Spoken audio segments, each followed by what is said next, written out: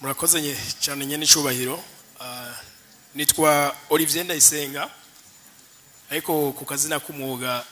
w'itangazamakuru nkora benshi banze nka Omidi Changement. Nkaba nkorera ikinyamakuru Agaciro Media, ni ikinyamakuru cyatanguye 2023 kandi ahanini ku kamo kanyu. Ico gihe hariko haratangura umugambi w'ubworozi bw'inkwavu, hariho ugwaruka gwinshi nagiye nshira habona benshi mwagiye mu bagendera, harimwo nujya mu jene mwumvise Jado wo mu Gasekebuye. Ariko rero nyene icubahiro mu nkundire mvuge kuri iki kintu kijanye n'uburimyi. Umwaka wa 2023 jewe giti cyane narihaye initiative yo kuzunguruka igihugu cyose mu burire butandukanye, kandi ahantu hose nagiye ndondera umuntu novuga ko yakoze cyane gusumbya abandi muri ico gisata. Ariko narasanze ibibazo benshi bagira, baravuga bati turarima turashiramo umutayi mwinshi mugabo ntidufise isoko ry'ukuri. Bose ni kuvuga baje baza guhurira kuri Kotebu cyangwa kwa Sion, ugasanga hari igihe babimbuye byinshi ukubibika bigace bibabera ikibazo. Icya kabiri nyene icubahiro ni ikintu kijanye na tourisme. Tourisme sinzi ko mubona nk'igihugu c'Ubufaransa suko ari igihugu kinini, ariko kubera gifise ama media manini akipromotinga kivuga, usanga cyane agize inguvu zo kwinfluencinga hanze yacu. Muri kino gihugu cacu uko biri kose benshi ngaha nabonye harimwo abakoresha izi nkutangurukana bumenyi bageze ijwi kure mu mwanya muto, mugabo ndibaza nti ntahavire ko mbona ari umutima w'igihugu ari no mugwa mukuru w'ubutunzi. Mbega iyo haje abanyamahanga ni giki twoca tubaratira ngaha? Hariho muri ville sinzi ko muhora mu bimenyanye n'icubahiro, hari aba influencer abo bita aba vlogger, usanga bafite udukamera duto cyane. Hariho n'abapolisi ndakeka bahora batatumenya, muga kubera nyene babona umuntu agenda ariraba peut-être barashobora kwibaza bati ni kamera.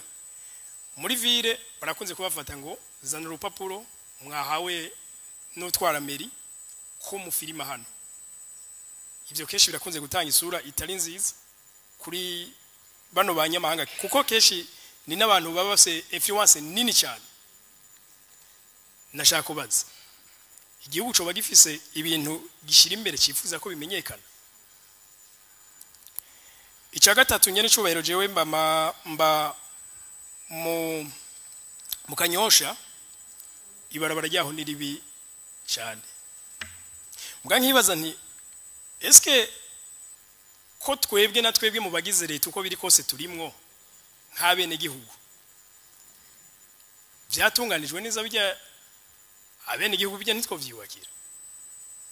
Nkibaza nti birashoboka yuko leta nk'umuvyeyi yoshiraho umugwi ugatunganiriza abantu bakabaho umugwi,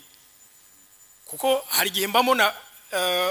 abantu bashobora gukoresha uburyo bukeya butavuna, kandi bivyo bikaba vyokogwa umuntu atiriwe ararindira kumbure leta na guverinoma ibihanzwe na vyinshi. Nkavuga nti natwe nk'abene igihugu twotera agacumu k'ubumwe kuri ivyo bigashikwaho. Icanyuma ni ikintu kijanye n'impunzi ziri mu Burundi. Ndaheruka gukora ikiganiro c'umukongomani avuga ururimi rw'ikirundi. Naratangaye numvise ko nandusha imigani n'ubwatuzo buvugika neza bw'ikirundi. Avuga ko babaye muri Kongo imyaka irenga 300, bagiye kuri hari rugambi gihe ari karambugura urubibe imbibe z'igihugu, atariko kuri mwezi gisabo ubucuti busa nk'ubwakatitse gatoya. Abakoroni bamaze kuza, ubucuti bwabo ba Kongomani, kuko bavuye bitwa ba Kongomani mugabo bavuga ururimi rw'ikirundi. Uno munsi bageze kuba ngo bageze ku miliyoni 6, ni benshi. Ariko ngo bahungiye mu Burundi, hariho benshi bahungiye ngaha mu Burundi na cyane kubera ibyo bibazo biriyo, ngo ntibafatwa cyo kimwe n'abandi bakongomani.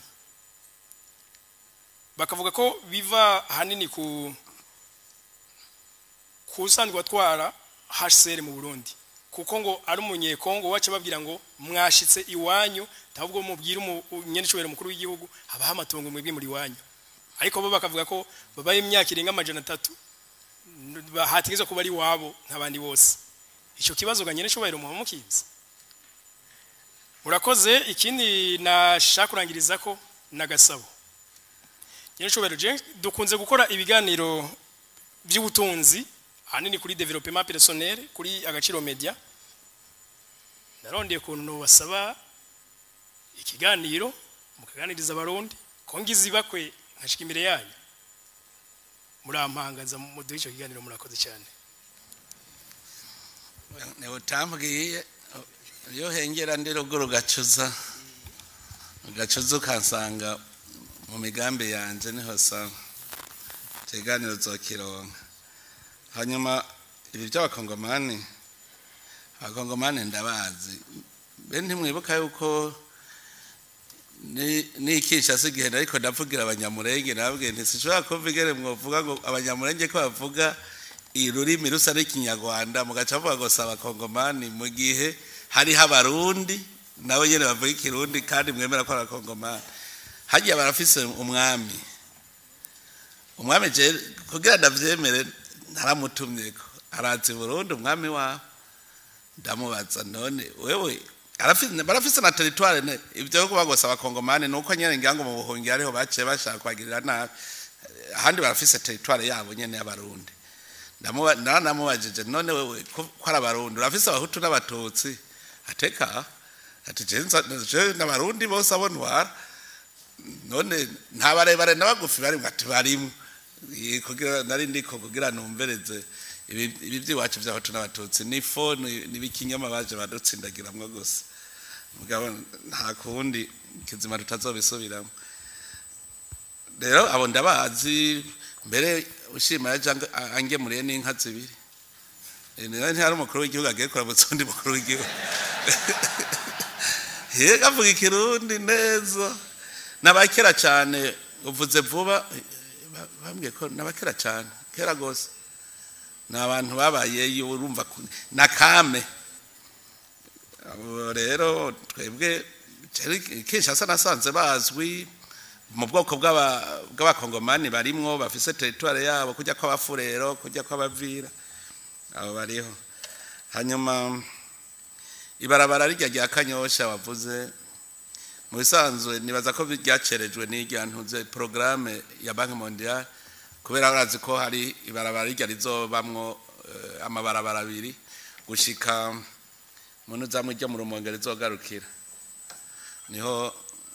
najyo rizogira rero kubera iyo etude Banki Mondiale kwirako kuza gusanura ibarabara ejo uzosubira